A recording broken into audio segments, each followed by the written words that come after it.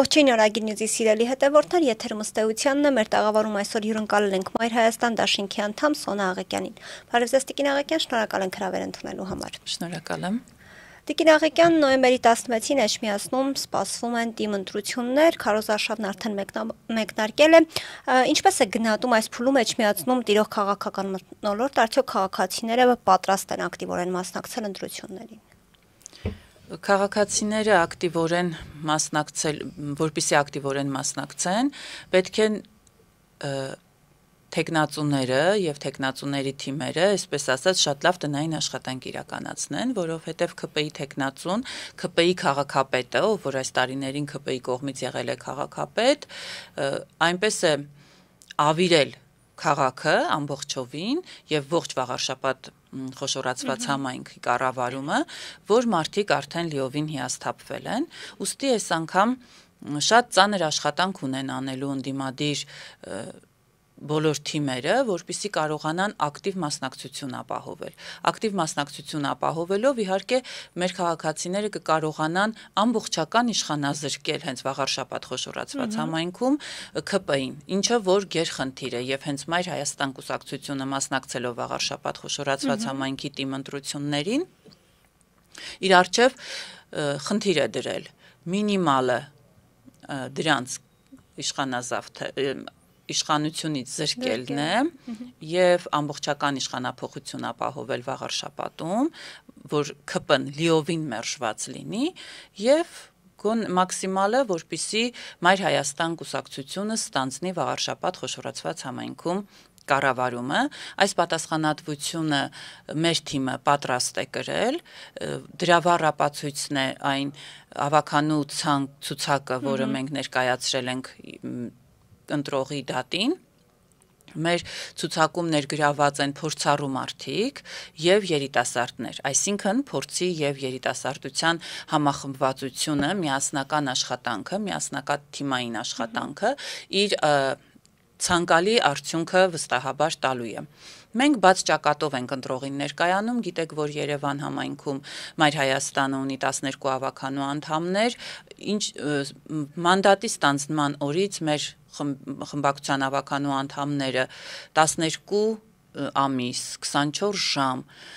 ամենօրյա ռեժիմով եղել են քաղաքացիների կողքին, ահազանգող խնդիրների մասին բարձրաձայնել են եւ լիազորությունների շրջանակում փորձել են այդ խնդիրներին լուծումներ տալ։ Նույնը նաև Գյումրիում, ինչպես գիտեք, Մայր Հայաստանը ունի Գյումրիում նաև ավականու խմբակցություն եւ մենք տեսնում ենք, թե ինչպիսի, ես կասեի նաև համապետական ծրագրեր են ներկայացնում Գյումրու մեր ավականու խմբակցության անդամները, ակտիվորեն մասնակցում են Գյումրու քաղաքային տնտեսության կառավարմանը եւ փորձում են փոփոխություններ բերել, որպեսզի Գյումրին զարգանա եւ այդ հուսախաբ, հուսալքված վիճակից դուրս գա։ Իսկ ինչ վերաբերում է Վաղարշապատ խոշորացված համայնքին, ապա ընտրողների հետ արդեն իսկ քարոզարշավի ընթացքում եռանդուն ջրաջան աշխատանքի ընթացքում մենք բացատրում ենք հնարավորինս փորձում ենք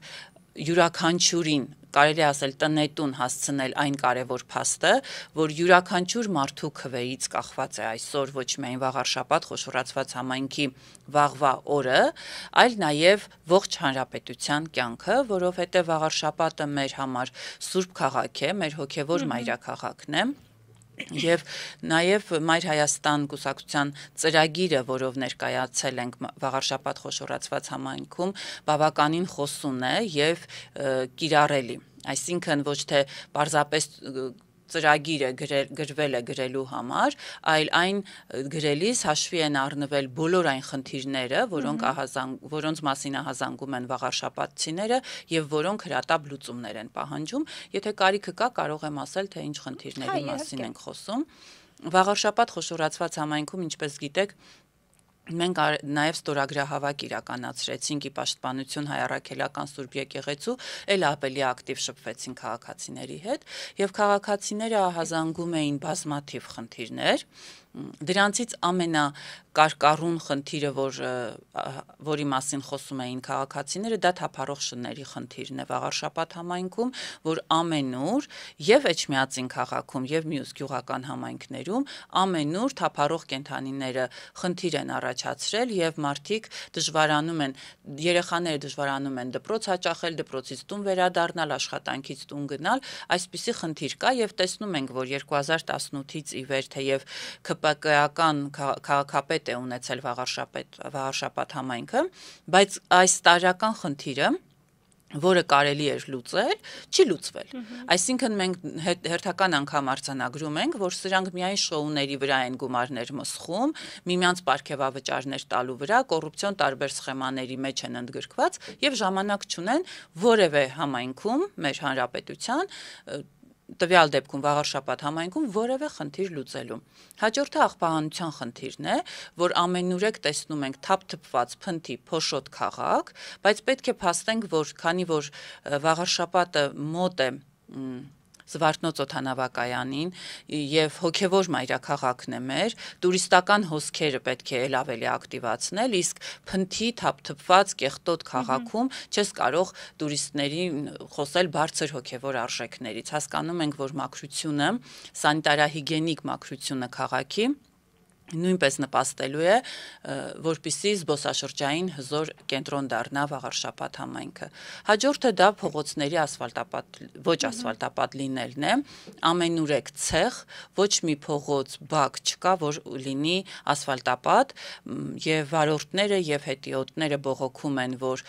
եւ անվադողերը եւ մարդկանց կոշիկները չեն դիմանում, որովհետեւ քաղաքային իշխանությունը անտեսել է այս խնդիրը եւ չի լուծել։ Եթե նախկինում ասում էին, որ նախկինները չեն լուծում որևէ խնդիր, ապա 2018-ից ի վեր իրենք միանձնյա կառավարել են եւ ունեին բոլոր հնարավորությունները գոնե մեկ խնդիր լուծելու։ Սակայն տեսնում ենք, որ իրենք որևէ խնդիր չեն լուծել եւ քաղաքացիները ամենուրեք ահազանգում են։ Նաեւ ահազանգում են անչափահաս երեխաները, ովքեր ուզում են իրենց դպրոցից ազատ ժամանակը, արձակուրդի ժամանակը սպորտին նվիրել կամ բակային տարբեր խաղեր ունեն խաղալ, որպեսզի իրենց մանկությունը ավելի լիարժեք լինի, սակայն բակերը համապատասխան կահավորում չունեն, անբարեկարգ են եւ երեխաները, անչափահաս երեխաները, ես կարող եմ նաեւ ձեզ տեսանյութեր տրամադրել, թե ինչպես երեխաները մոտենում են մեզ, կոնկրետ մեր թիմին եւ պահանջում են, որպեսզի ընտրվելու դեպքում մենք իրենց համար բակը բարեկարգենք եւ համապատասխան խաղային սարքավորումներով կահավորենք։ Ահա ահռելի են այն աշխատանքները, որոնք հասկանում ենք, որ իշխանությունը ստանձնելուց հետո մեր առջև են լինելու, բայց պատասխանատվությամբ ենք մոտենում այս ամենին, առավել եւս, որ մեր Մայր Հայաստան կուսակցությունը ներկայացնում են եւ առաջին համարը եւ երկրորդ համարը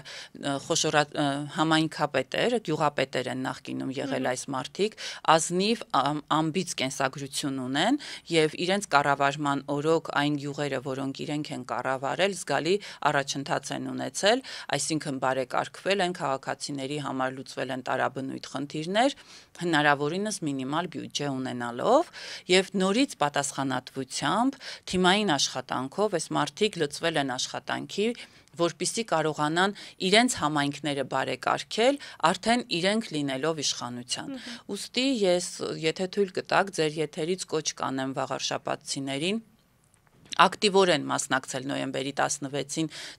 կայանալիք ընտրություններին եւ իրենց վստահության քվեն տալ Մայր Հայաստանին, մենք քվեաթերթիկում համար 4-ն ենք։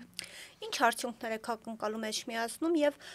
ՔՊ-ի հնարավոր պարտությունը կամ ընդդիմության հաղթանակը ինչ ազդեցություն կունենան լայն քաղաքական դաշտի, մասնավորապես 26-ի խորհրդարանական ընտրությունների վրա։ Ինչպես գիտենք, ՔՊ-ն պարտվել է արդեն Երևանում, մենք հստակ արձանագրել ենք, ձեր տաղավարում եւս այս մասին խոսել ենք, որ ՔՊ-ին Երևանցին մերժել է, վստահության քվե չի տվել, սակայն գիտենք, որ իրենց այդ թուրքամետ հանրապետություն կուսակցության հետ եւ մյուս հանրային այդ խմբակի հետ կոալիցիոն եւ այլ, ինչպես ասում են, կուլիսային պայմանավորվածությունների շնորհիվ կարողացան իշխանությունը ընտրողից գաղտագողի պահել եւ բերել մենք տեսնում ենք, որ Հանրապետություն պլյուս ՔՊ համագործակցությունը երևանցիների համար բերել է գույքահարկի թանկացում, բերել է աղբահանության թանկացում, բերել է տրանսպորտի չբարեփոխում, որը էլ ավելի է թանկացել, եռակի թանկ են վճարում մեր քաղաքացիները A կետից B կետ տեղափոխվելու համար, որևէ դրական փոփոխություն չարձանագրելով, կարմիր կետագծերի թանկացում, այսինքն այս մարդիկ բոլոր ոլորտներում քաղաքացիներին դարձնում են թալանի ու տուգանքի մատերիալ եւ դժվարացնում են խնդիրները, ունենալով համայնքային բյուջեն տնօրինելու լիիրավ 100%-անոց հնարավորություն եւ իրավունք, բայց ցավոք սրտի այդ բյուջեի հնարավորությունները չեն ծառայեցվում քաղաքացիների իշա քաղաքացիների, այլ հակառակը։ Նույնը տեսանք արդեն այս փաստը, այս օրինակը ունենալով վաղարշաբաթցին քվյախցիկում, քվյաթերթիկի առջև մենակ մնալիս, պիտի հստակ տեսնի Երևանի օրինակը։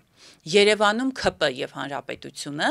պարզապես խայտառակել են իրենք իրենց եւ լիովին ձախողել են քաղաքային կառավարումը։ Ամենուրեք արձանագրում ենք պարգևավճարներ, անիմաստ քաղաքացուն ոչինչ չտվող գործուղումների վրա միլիոնավոր դրամների մսխումներ,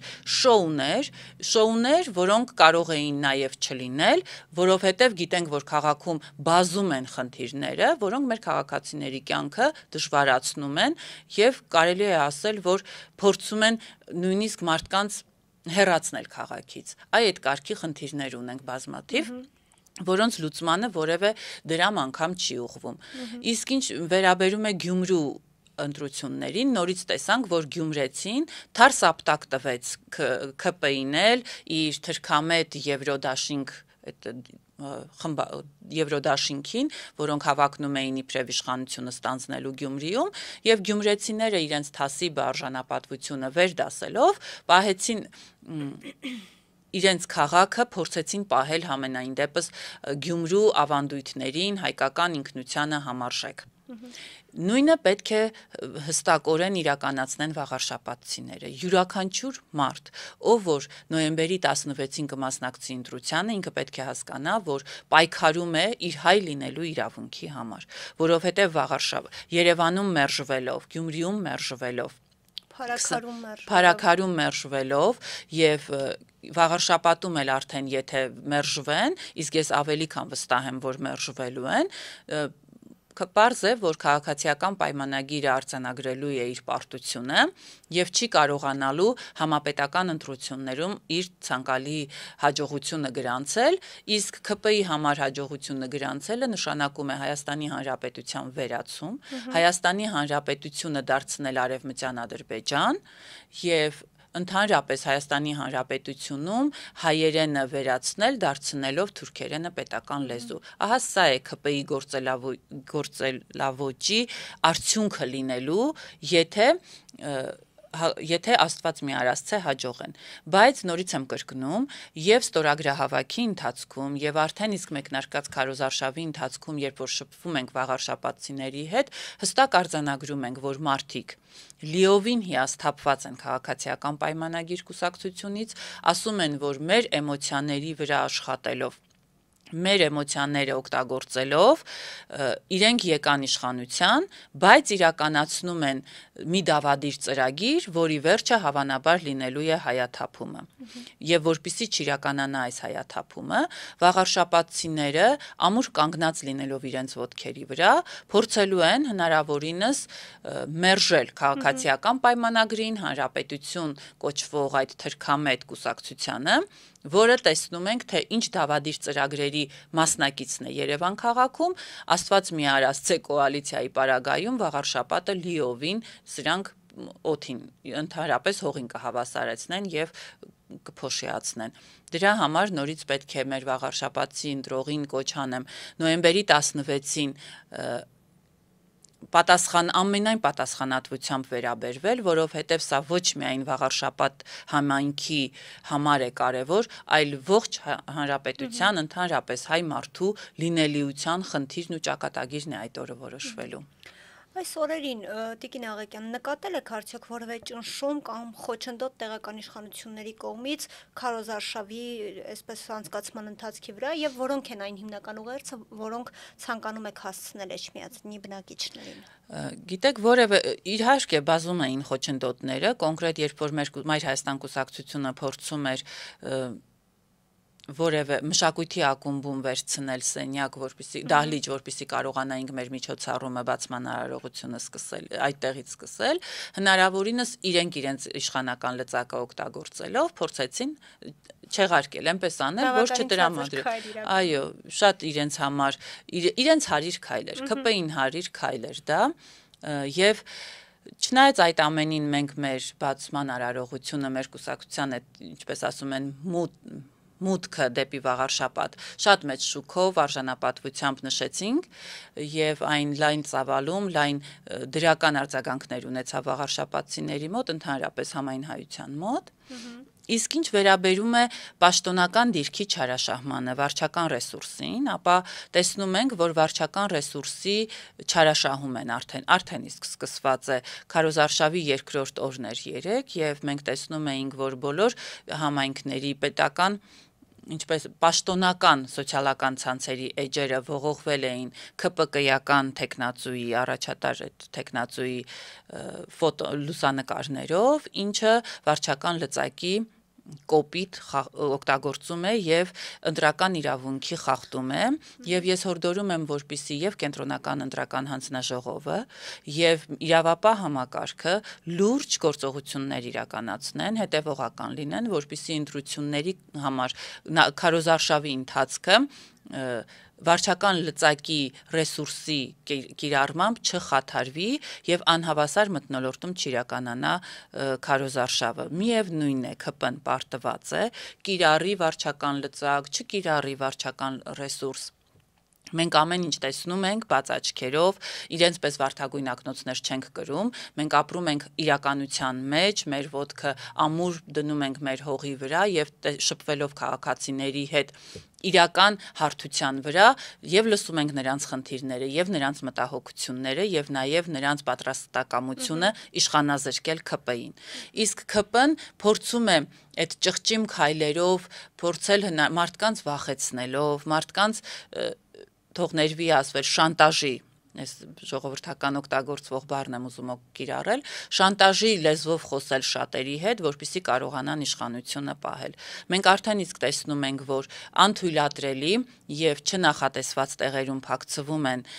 իրենց տեխնացուի լուսանկարները, քարոզչական նյութերը, բայց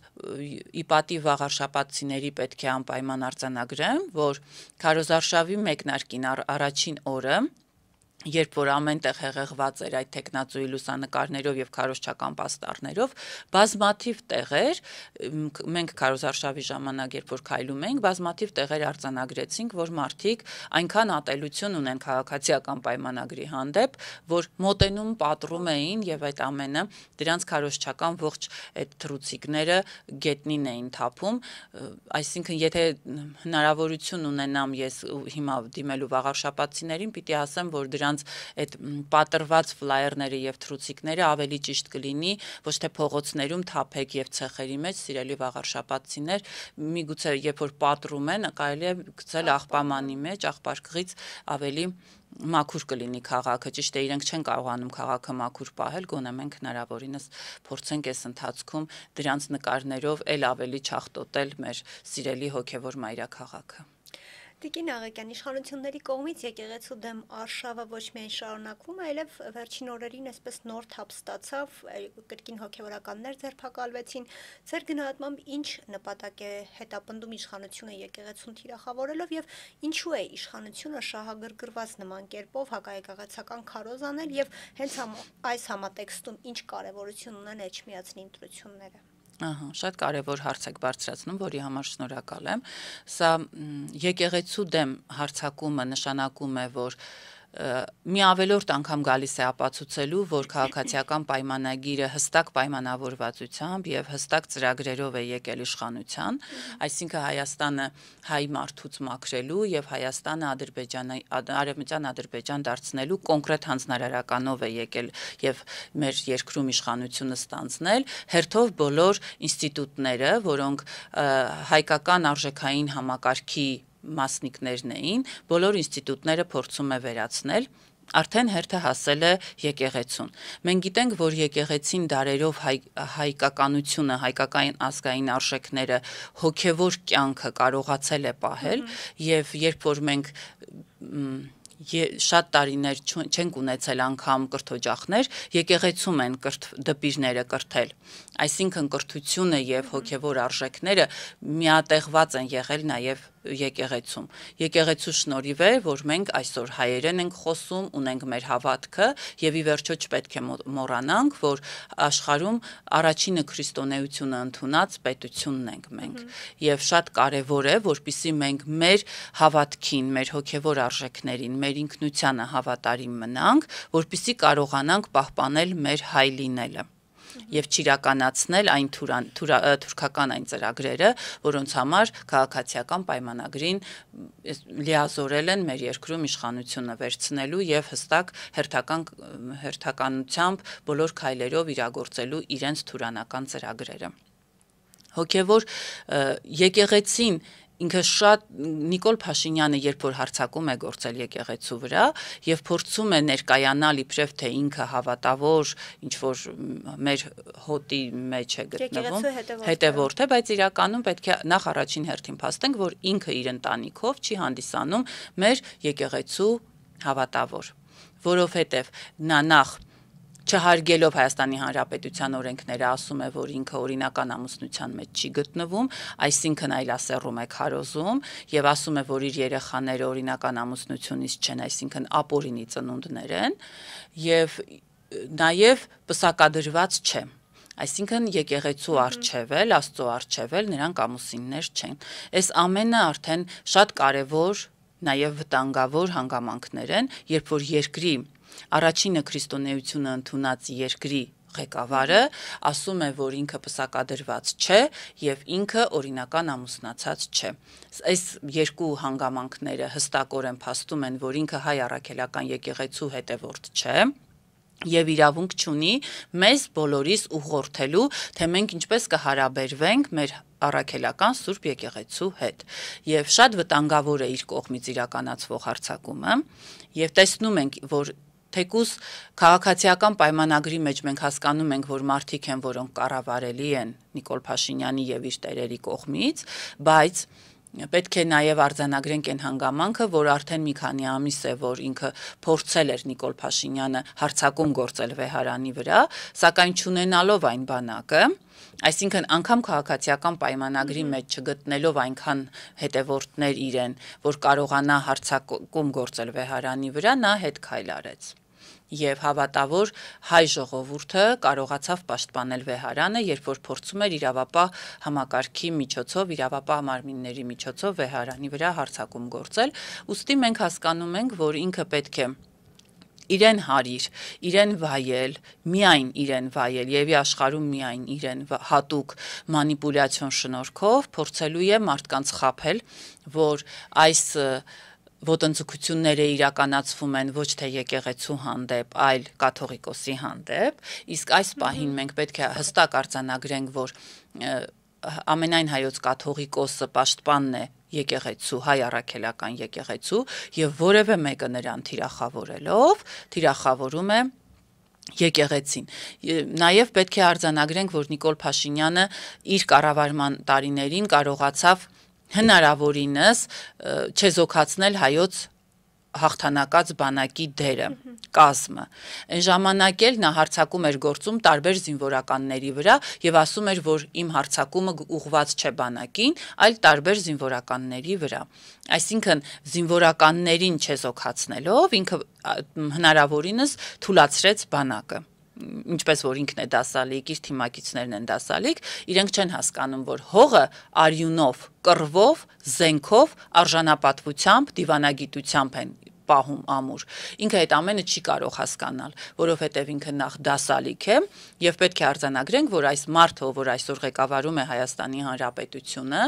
այն երկիրը, որը տվել է Վիկտոր Համբարձումյանն էր, բազմաթիվ գիտնականներ, աշխարհին առաջինը կին դիվանագետ տված ազգին,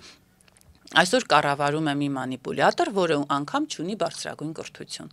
Եվ այս ամենի մեջ պետք է հստակ արձանագրել, որ մեր ընդդիմադիր դաշտը ողջ հայությունը Սփյուռքում եւ Հայաստանի Հանրապետությունում այսօր ունի մեկ խնդիր՝ համախմբվելու, որպեսզի պահել հայ առաքելական Սուրբ եկեղեցին, հենց հայ առաքելական Սուրբ եկեղեցի, եւ թույլ չտալ, որ որևէ մեկը անվանի եկեղեցին չուլան եւ դրանից հետո այդ մարդու հետ նստել բանակցելու։ Այսինքն մենք պետք է կարողանանք հստակ եւ Սփյուռքում եւ հայրենիքում մերժել այն մարդուն, որը հայ առաքելական Սուրբ եկեղեցին կհամարձակվի անվանել չուլան եւ դրանից հետո նոր ձևավորել մի այնպիսի իշխող համակարգ, կառավարություն, որը կարողանա հայկական ազգային արժեքները պահպանել այս դեպի գլոբալիզացիա քայլող 21-րդ դարում եւ թույլ չտալ, որպեսզի հայկական ազգային գաղափարները, նպատակները, հայոց երբեմնի ամենահաղթանակած բանակը, հզոր բանակը, մեր հավատքը, մեր գիտությունը, մեր կրթությունը վերացվի։ Այս ամենին պետք է տեր լինենք, բայց նախ այս ամենին հասնելու համար պետք է կարողանանք ինչ որ բաներից հետ կանգնել, անձնական նկրտումներից հետ կանգնել եւ պարզապես իրար ձեռք բռնելով մեկ շարքի վրա կանգնել ու մերժել այն, ինչը անբարո է, իսկ 2018 թվականից այս կողմ մեր երկրում կատարվող ամեն ինչ անբարո է եւ որևէ իշխանական կամ ազգային ժողովում նստած այդ падգամավորները որևէ մի որոշում չեն կայացրել,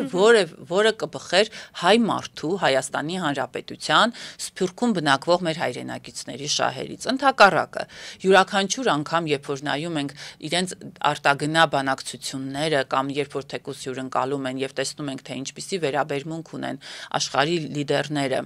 այն մարդու հանդեպ, ով ղեկավարում է Հայաստանի Հանրապետությունը, ապա բոլորիս արժանապատվությունը ոտնահարվում է։ Եվ որպեսզի նորից մենք գտնենք մեր ազգային արժանապատվությունը, թույլ չտանք ոտնահարել մեր հոգևոր արժեքները, հայ մարդու երբեմնի հաղթանակած եւ իր երկրի, իր հողի, իր ջրի տերը լինելու իրավունքը, ապա պետք է այսօր իրար կողքի կանգնենք եւ պարզապես կռվենք մեկ ինքնություն էլ չեն դրանք, մեկ կառույցի դեմ, որը դրսից է կառավարվում եւ կոչվում է քաղաքացիական պայմանագիր, բայց եթե իրենց անուններով կոչենք իրավամբ, ապա հստակ կասենք, որ դա քեմալական պայմանագիր է, որը 2018 թվականից քանդում է հայ իրականությունը, եկել են իբրև թե համերաշխության մթնոլորտում, բայց իրականում բերել են ագրեսիա, տարածել են պառակտում եւ ատելություն։ Այսօր ցավոք սրտի եւ Սփյուռքում եւ Հայաստանի Հանրապետությունում մարդիկ անգամ աղջիկ ուզելիս պարտադիր հետաքրքրվում են։ Հոնիկոլական չեն այդ աղջկա ծնողները։ Հասկանում եք ինչ խայտառակ իրավիճակում ենք ապրում, որ մարդիկ փորձում են հասկանալ, արդյոք այդ մարդիկ այդքան արժեզրկված համակարգ ունեն, որ կարող է հանկարծ քեմալական պայմանագրին Հայաստանի Հանրապետությունում հավակնեն եւ նրա կայացրած հայատյաց եւ թրքամետ որոշումներին կողմ լինել։ Ուստի պետք է մեկ հստակ մեր բոլորի հայացքը պետք է մեկ ուղղությամբ ուղղվի, սևեռվի մեր բոլոր գործողություններում մենք պետք է կարողանանք հասնել նրան, որ քաղաքացիական պայմանագիրը Նիկոլ Փաշինյանի ղեկավարությամբ հայտնվի իր արժանի տեղում եւ Հայաստանի Հանրապետությունը ազատագրվի Հայաստանը կործանող քաղաքական ուղեգծից, որը 2018-ից ի վեր որդեգրվել է մեր երկրում, իհարկե դրսի արտաքին ուժերի եւ կառավարմամբ եւ նրանց ուղղորդմամբ։ Տիկին Աղեկյան, ամենայն հայոց կաթողիկոս Գարեգին II օրերս ի վերջո կարգալույց հռչակեց Ստեփան Ասատրյանին, նախկինում Տեր Արամ Քահանա Ասատրյանին, որը սակայն հրաժարվում է, այսպես ասած, ենթարկվել այդ որոշմանը, ասել է, որ շարունակելու է մնալ Հովնանավանքում։ Նիկոլ Փաշինյանն էլ կարծես թե ավելի է թեժացրել, ինչպես միշտ այս իրավիճակը, եւ հայտարարել է, որ կիրակի օրը մասնակցելու է Ստեփան Ասատրյանի մատուցած պատարագին։ Ինչ վտանգ է սա իր մեջ պարունակում, արդյոք հնարավոր է ձեր գնահատմամբ այս ամենը բախումների հանգեցնի։ Անելու է հնարավորինս ամեն ինչ, որպեսզի իր հոգին փառավորվի։ Մենք չենք մոռացել, որ 2008 թվականի մարտի 1-ի այդ արարողությունների ժամանակ ինչպես էր իր հոգին փառավորվում, Նիկոլ Փաշինյանի հոգին փառավորվում, երբ որ ոստիկաններին ծեծում էին, մեքենաները վառում էին, այսինքն այս մարդու սիրտը արյուն է ուզում, որպեսզի հայը հայի դեմ դուրս գա, այսինքն հայը հայի արյուն թափի, որպեսզի իր հոգին փառավորվի։ Եվ անելու է հնարավորինը, որպեսզի կարողանա իրագործել իր դավադիր այդ հոգին փառավորվելու համար անհրաժեշտ բոլոր նախապայմանները, բայց պետք է արձանագրենք, որ մենք բոլորս մեր հայ առաքելական Սուրբ եկեղեցու հետևորդներով պետք է լինենք սթափ, զգոն, չտրվենք որևէ դավադրության, որպեսզի չիրականանան դրա ցանկությունները։ Հայ մարդու արյուն հայ մարդու կողմից չպետք է այլևս թափվի, պարզապես պետք է կարողանանք մեր իրավապահ մարմինների միջոցով համատեղ ջանքերով կարողանալ այնպես անել, որ իրենք իշխանազրկվեն եւ այլևս չկարողանան նման որոշումներ ու նման մանիպուլյացիոն հնարքներ կիրառել։ Ոչ, որքան էլ որ Նիկոլ Փաշինյանը ցանկանա, որ բերի քաղաքացիական բախումների, ես հավատում եմ, որ մենք բոլորով այս կողմում կանգնած մարդիկ, ովքեր հայ ինքնության պաշտպաններն ենք եւ փորձելու ենք մեր երկիրը ազատագրենք քաղաքացիական պայմանագրից, ապա մենք բոլորով պետք է կարողանանք առանց արյունահեղության, առանց էական բախումների կարողանանք ազատագրել մեր հոգևոր սուրբ առաքելական եկեղեցին եւ չթողնենք, որպիսի հարցակում գործի մի մարդ, ով որ իր էությամբ, իր ամբողջ հասուն կյանքի ընթացքում մանիպուլյացիոն հնարքներով հասել է մեր երկրի գահին, իհարկե մեր թշնամի պետությունների աջակցությամբ, ինչպես գիտենք, չպետք է թողնենք, որպեսզի նա հասնի այն իր ցանկության կատարմանը, երբ որ հայ մարդու արյուն կթափի եւ մեր գործողությունները ամենօրյա ուղղված են նրան, որպեսզի հնարավորինս առանց բախումների մենք կարողանանք մեր հայ առաքելական Սուրբ եկեղեցին անսասան պահել, մեր հոգևոր կենտրոնը վաղար շաբաթը փրկել այս քաղաքացիական պայմանագիր կոչվածից իր հանրապետություն քույրիկ կուսակցության հետ, իրականում թրքամետ կուսակցության հետ, եւ կարողանանք ապրել մեր երկրում հային վայել արժանապատվությամբ, արդեն առանց քաղաքացիական պայմանագրի։ Գործարար Սամվել Կարապետյանն արդեն մի քանի ամիս է կալանքի տակ է, վերջերս նրա մեղադրանքը ծանրացվեց եւ 1 ամսով երկարաձգվեց կալանքը։ Տեսակետներ կան, որ իշխանությունը վախենում է Սամվել Կարապետյանի ուժից եւ ընտրություններում նրա մասնակցության հանգամանքից։ Ձեր գնահատմամբ որքանով է սա արժանահավատ եւ արդյոք Սամվել Կարապետյանի ուժը իրական վտանգ կարող է լինել այս իշխանության համար։ Բնականաբար կարող է վտանգ լինել, իրենց համար վտանգ լինել, որովհետև այդ Սամվել Կարապետյանը լինելով հայ մարդ, ապրել է եւ ստեղծել է այն վաստակը, որ այսօր ունի օտար երկրում եւ ամբողջ իր աշխատանքը ներդրել է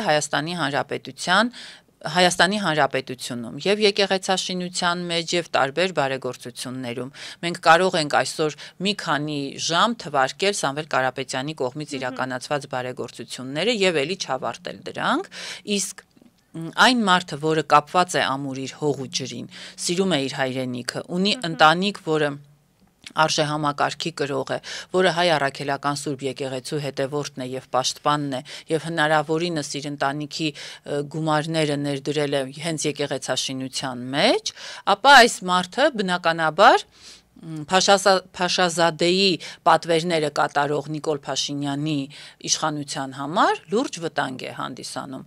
Հենց դա է առապացույցը, որ ընդամենը մեկ արտահայտության համար այդ մարդուն արդեն մի քանի ամիս պահում են կալանավայրում եւ փորձում են այնպես անել,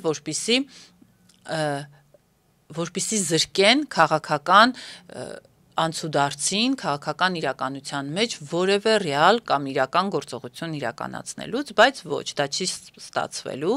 եւ ես հավատում եմ, որ Սամվել Կարապետյանը այն մարդն է, այն իր հող ու ջրի վրա ամուր կանգնած այն հայ մարդն է, ում գործողություններից իրոք վախենում է Նիկոլ Փաշինյանը, եթե չվախենար, հակառակ պարագայում այս պահին Սամվել Կարապետյանը անազատության մեջ չէր լինի։ Եվ Տիկին Աղեկյան, ամփոփելով զրույցը, դուք տևական ժամանակ առաջ Մայր Հայաստանը նկատի ունեմ, բոյկոտ եք սկսել տրանսպորտի թանկացման դեմ։ Ինչու այլևս չեք պայքարում այդ թանկացման դեմ։ Ինչպես գիտեք, քաղաքացիական պայմանագիրը իր քույրիկ հանրապետության եւ Ընկուլիսային հանրային ձայնի հետ բերեց շուրջ 6 անգամ թանկացրեց տրանսպորտը եւ մեր պայքարի, մեր 17000 քաղաքացիների ստորագրության շնորհիվ մենք կարողացանք գոնե այդ 300 դրամը իջեցնել 150 դրամի, սակայն իրականում պետք է արձանագրենք, որ տրանսպորտային համակարգը բարեկարգված, բարեփոխված չէ եւ քաղաքացիները անարդարացիորեն վճարում են եռակի անգամ թանկ։ Տրոլեյբուսը 50 դրամից դարձել է 150 դրամ։ Եվ մենք, ինչպես գիտեք, ստորագրահավաքի արդյունքում ունեինք 17000 ստորագրություն, որով ներկայացանք Երևանի ավականու նիստերի դահլիճ, վերջապես բազմաթիվ ձգձգումներից հետո մեզ հաջողվեց ներկայանալ եւ իրենց ասեցինք, որ Մայր Հայաստանի նախագծում հստակ գրված է, որ իրենց պաշտոնական թվերի հիմքերով գրված է, որ իրավունք հնարավորություն ունենք, բոլոր հնարավորություններ ունի քաղաքային բյուջեն տրանսպորտը չթանկացնելու եւ բարեփոխելու միևնույն ժամանակ ուղղակի ունենալով քաղաքական կամք։ Երբ որ մեր Անդրանիկ Թևանյանը ներկայացավ նիստերի դահլիճ, որպեսզի ինքը ներկայացներ այդ նախագիծը, տրանսպորտի գումարի նախագիծը, մենք տեսանք, որ իշխող բոլոր կուսակցությունները բոլորը բոյկոտեցին, այսինքն փախան, ճողոպրեցին, որովհետև վախեցան առերեսվելուց այն իրականության հետ, որ բոլոր հարցերը հնչելու էին Անդրանիկ Թևանյանը հնչեցնելու էր այն հարցերը, որոնց պատասխանները իրենք չէին ունենալու եւ որպեսզի խայտառակ չլինեն, իրենք պարզապես նիստերի դահլիճից ճողոպրեցին, ինչը վախկոտ, այն որ ասում է չարություն անենք, դուրը ծեծենք, փախնենք, բայց դրա հետևանքով բազում քաղաքացիների համար սոցիալական լուրջ խնդիրներ ստեղծողների տպավորություն թողեցին, իրենք լինելով իշխանություն, իրենք իրավունք չունեն բոյկոտ իրականացնելու, որովհետև իրենց պիտի հուզի յուրաքանչյուր քաղաքացու խոսքը, մտահոգությունը, առավել եւս երբ որ այդ նախագծի տակ դրված էր 17000 երևանցու ստորագրություն, ապա նրանք պարտավոր էին ականջալուր լինել եւ էժանացնել տրանսպորտը, բայց որpիսի այս ամենը չանեն, ինչպես գիտենք իրենց բուն նպատակը իրենց գործունեության այն էր, որ տրանսպորտը թանկանա, իրենց պարգևավճարների, գործուղումների եւ բարեկեցության գումարները էլ ավելի շատանան, դրա համար իրենք ճողոպրեցին եւ դիմեցին ազգային ժողովի այդ քեմալական պայմանագրի իրենց ուսապարկերին, որպեսզի կարողանան մենք նախապես հայտարարել էինք, չէ, որ պետք է տեղական հանրաքվեի միջոցով իրականացնենք շարունակությունը իրենք հստակ այնպես արեցին օրենք բերեցին օրենք հաստատեցին իրենց քեմալական պայմանագրի այդ ուսապարկերի միջոցով եւ քաղաքացիների համար դարձրին արդեն չվճարելու դեպքում տուգանելը եւ տուգանքը 10000 եւ 15000 դրամ տուգանելը, ինչը ոչ իրավաչափ է, սոցիալական պետությանը ոչ հարիր գործողություն է այս ամենը։ Սակայն մենք տեսնում ենք, որ միջազգային հանրությունը ամեն ինչ որ անում է Նիկոլ Փաշինյանի կառավարությունը ականջները փակում է եւ չի նաեւ աչքերն է փակում, ոչ տեսնում է, ոչ լսում է եւ այսպիսով նրանք կանխեցին նաեւ մեր հանրաքվե անելու հնարավորությունը, ուստի մենք հիմա փորձում ենք փաստաբանական խմբի հետ աշխատել եւ փորձել հասկանալ, թե ինչ ճանապարհներ կան, որպեսզի կարողանանք մեր քաղաքացիների շահերը պաշտպանել։ Ես ձեզ վստահեցնում եմ, որ փետրվարի 1-ից մինչ այսօր բազում են այն քաղաքացիները, ովքեր ահազանգում են եւ խմբակցություն, եւ կուսակցության գրասենյակ, եւ տարբեր ընդունելությունների ժամանակ, երբ որ մենք քաղաքացիների ընդունելություններ ենք ունենում, ահազանգում են, որ իրենք բոյկոտում են եւ չեն պատրաստվում վճարել թեկուզ տուգանվելով։ Պատրաստ են տուգանվել, բայց չեն վճարելու, քանի որ այս թանկացված ուղևորը իրենց համար ոչ արդար է, որովհետեւ չի եղել կենսաթոշակի բարձրացում, չի եղել աշխատավարձերի բարձրացում, մարդկանց կյանքում որևէ սոցիալական առաջխաղացում չի եղել, առավել եւս որ տրանսպորտը չվացուցակով շատ դանդաղ է աշխատում, ամենուրեք խցանումներ են, մարդիկ ուշանում են իրենց, երբ որ ավտոբուսի մեջ է լինում են, եւ մենք արձանագրել ենք, որ եւ տրոլեյբուսներում եւ ավտոբուսներում, անգամ մետրոյում մարդիկ շատ խցկված են երթևեկում։